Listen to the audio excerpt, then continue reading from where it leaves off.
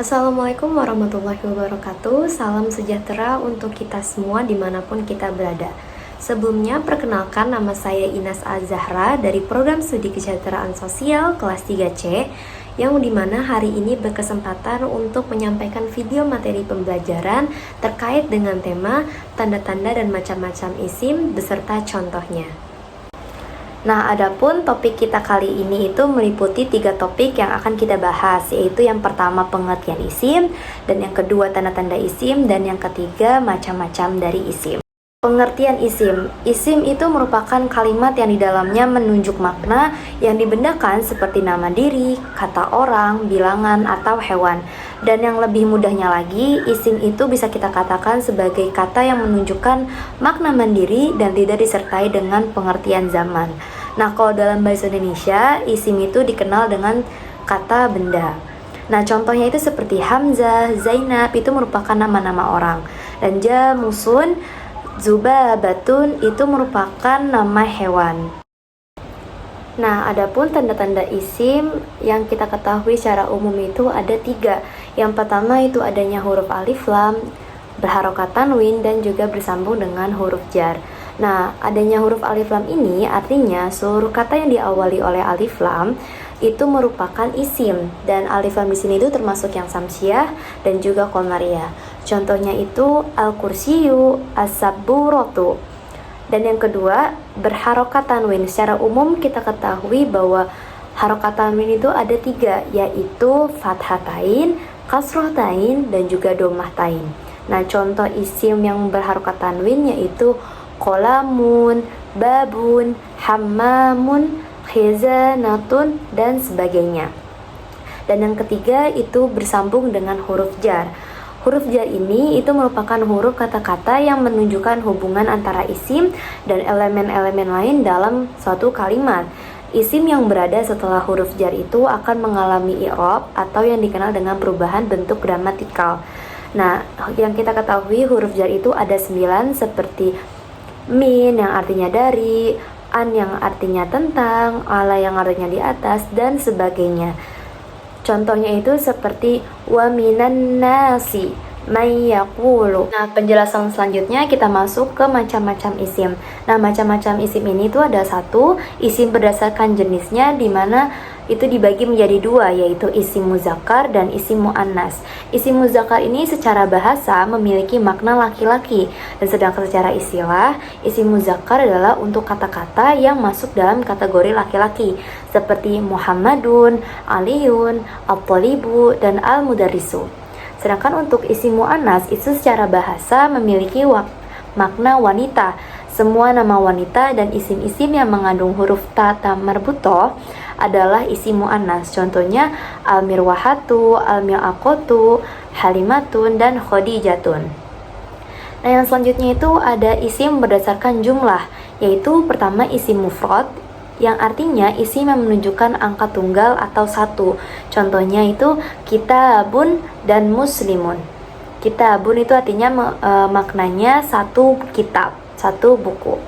Dan yang kedua itu ada isim musanna. Isim musanna itu disebut juga dengan isim tasniyah, yang merupakan isim menunjukkan suatu yang bermakna 2 atau ganda. Contohnya itu kitabani, kitabaini, muslimani, muslimaini. Dan adapun rumus musanna itu ada mufrad dengan ani itu untuk keadaan rofa, dan mufrad dengan aini itu untuk keadaan nasab dan jar.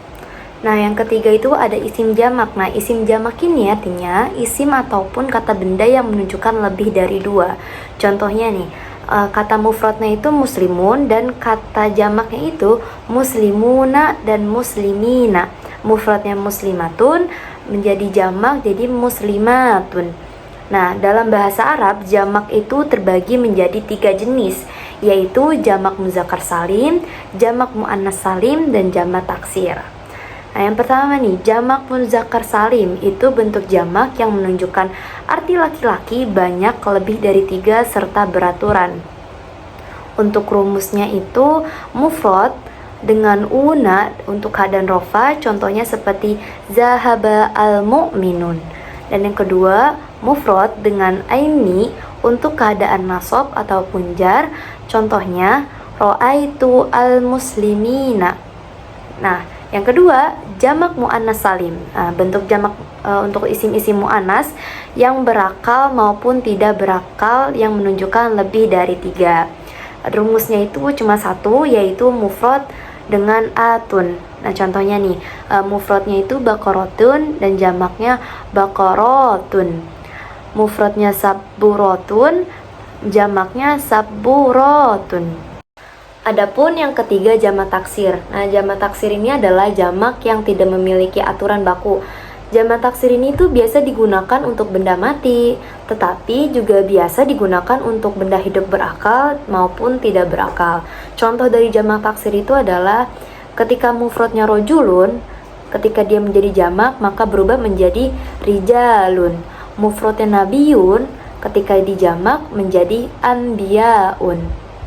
Nah, adapun tanda dan ketentuan hukum i'rab dalam jamak taksir itu terbagi menjadi 4 ketentuan. Yang pertama, dirofa dengan domah, contohnya ta'allamu at-tulabu.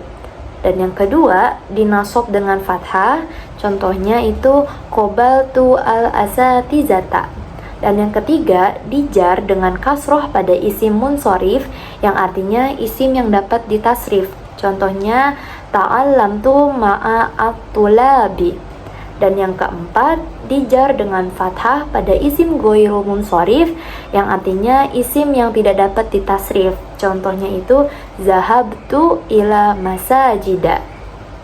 Nah, selanjutnya itu yang ketiga ada isim berdasarkan kejelasannya.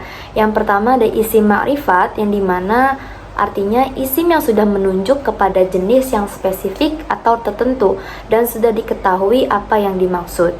Contohnya itu at-thalibu, artinya mahasiswa, al-mudarrisu, dan at-tabibu. Nah, adapun tanda-tanda isim ma'rifah itu ada satu, yaitu isim yang bergandengan dengan alif lam, yang dimana isim yang menunjukkan kepada profesi, benda hidup tidak berakal seperti binatang atau hewan, dan benda yang menunjukkan kepada benda mati. Contohnya itu ada al-kursiyu, al-maktabu. Dan yang kedua itu isim alam, yang termasuk dalam kategori isim alam adalah kata yang menunjukkan nama orang, nama negara, nama tempat, nama kampung, dan juga lain-lainnya. Contohnya ini ada nama orang seperti Zainab dan juga Hindun. Nah, yang selanjutnya itu ada isim nakiroh, yaitu isim yang bersifat umum dan tidak spesifik. Dan isim nakiroh ini tuh selalu identik dengan istilah 3 yaitu seorang, seekor, dan sebuah. Contohnya itu sulahfatun, yaitu artinya seekor kura-kura. Dan hammamun, yang artinya sebuah kamar mandi. Nah, isim nakiroh ini tuh dapat disambungkan dengan alif lam dan menjadikannya sebagai isim ma'rifah yang memiliki makna. Contohnya itu al-maktabu nazifun, yang artinya meja itu bersih. Al-mistoratu tawilatun, yang artinya penggaris itu panjang. Dan yang keempat ada isim berdasarkan perubahan harokat akhirnya, yaitu yang pertama isim mu'rab, yaitu isim yang bisa berubah bentuk akhirnya seiring dengan perubahan posisinya, atau kata lainnya itu isim yang dapat diubah harokat akhirnya menjadi rofa, nasab, atau jar. Contohnya itu al-kitabu bisa dibaca menjadi al-kitaba atau al-kitabi, tergantung dengan amil yang masuk kepadanya. Nah, isim mu'rab ini itu terbagi menjadi 9 macam, yaitu mufrad, musanna, jamak muzakkar salim, jamak muannas salim, jamak taksir, asmaul khamsah, maksur, mankus, dan isim yang tidak bisa ditasrifkan.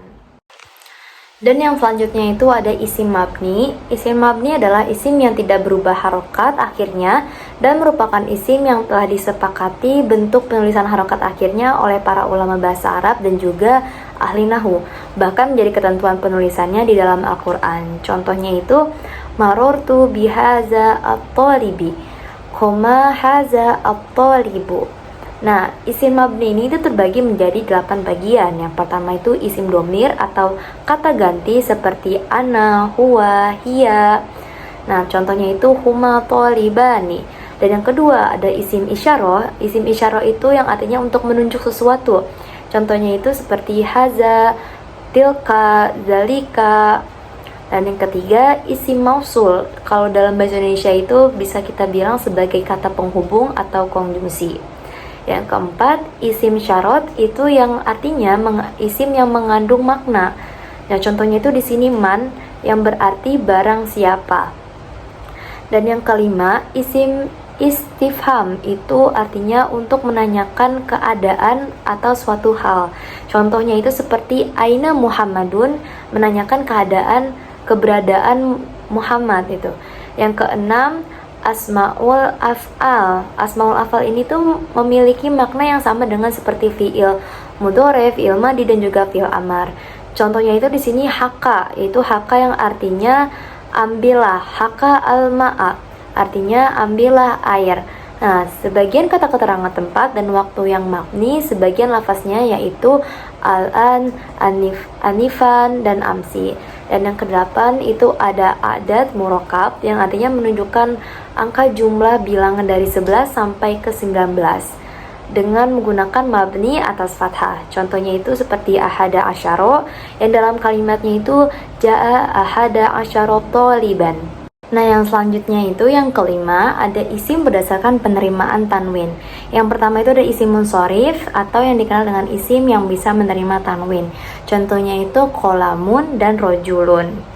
Dan yang kedua itu ada isim ghairu munsorif yang artinya isim ghairu munsorif ini tidak dapat diakhiri tanwin dan dibagi lagi berdasarkan jumlah ilat dan sifatnya. Nah, ada beberapa ilat atau alasan sebuah isim itu tidak menerima tanwin, di antaranya itu yang pertama itu nama wanita. Contohnya itu seperti Khadijah, Aisyah, Zainab, dan Maryam. Dan juga nama laki-laki yang berakhiran ta marbutoh, yaitu contohnya seperti Hamzah, Tolhah, Muawiyah, dan Usamah. Akhirnya kita sudah sampai pada penghujung video dari pembelajaran materi hari ini. Kurang lebihnya saya mengucapkan mohon maaf apabila ada salah kata dan kurang dalam penjelasan pada materi ini. Saya Inas Az-Zahra, pamit undur diri. Wassalamualaikum warahmatullahi wabarakatuh.